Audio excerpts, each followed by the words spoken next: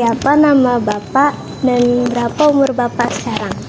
Saya Ali Rahman, usianya 44 tahun.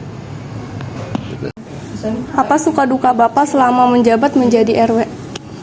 Kalau sukanya itu ketemu sama masyarakat, ketemu sama warga, bareng-bareng silaturahmi, terus berinteraksi, bersosialisasi.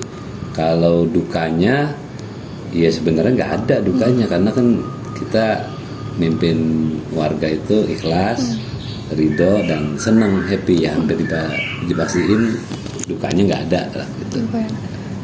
Sejak kapan Bapak menjabat menjadi RW?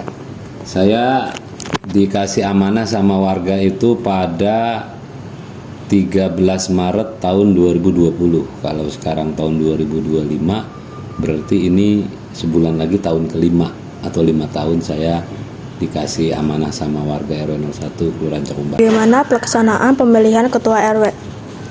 Nah, ini agak panjang ceritanya. Jadi pemilihan ketua RW itu sesuai dengan peraturan atau peraturan gubernur nomor 22 tahun 2022 itu menjelaskan pemilihan ketua RW itu pasti mengundang tokoh masyarakat untuk membentuk panitianya. Lalu panitia terbentuk, panitia nanti menentukan jumlah pemilih yang akan memilih ketua RW tersebut. Biasanya setiap RT untuk memilih ketua RW itu ada perwakilannya.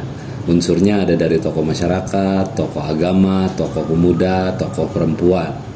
Itu nanti dia yang akan memilih ketua RW di lingkungan setempat. Kalau di RW 1 ada 10 RT, berarti 10 RT itu diwakili oleh beberapa orang untuk milih ketua RW. Berapa orangnya itu disepakatin, biasanya paling sedikit 15 orang, paling banyak 35 orang di antara itu kalau pengalaman di RW 01. Jadi nanti pemilihannya kalau lebih dari satu calon ya voting, kalau calon cuma tunggal ya tinggal rapat penetapan aja. Bisa dijelaskan sedikit tentang struktur kepengurusan di RW ini? Kalau struktur pengurusan berdasarkan peraturan, ketua RW itu dibantu oleh 1 sekretaris, 2 bendahara, 3 bidang pengelolaan sampah, biasanya ngurusin bank sampah. Nah, 3 orang dengan ketua RW jadi 4 itulah pengurus yang diberikan surat keputusan oleh kelurahan.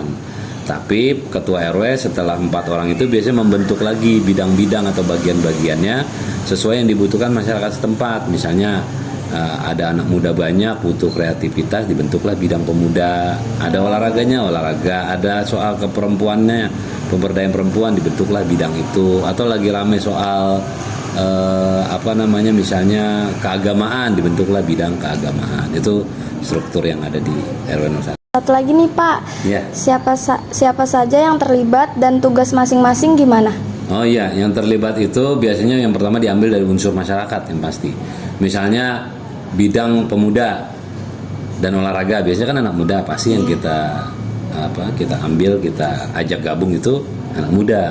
Karena disesuaikan tugasnya, dia adalah memberikan pengetahuan, pembinaan, kegiatan kepada anak-anak muda. Juga kalau ada banyak hobinya olahraganya dikembangkan. Itu contoh misalkan muda. Kalau bidang-bidang yang lain ya menyesuaikan.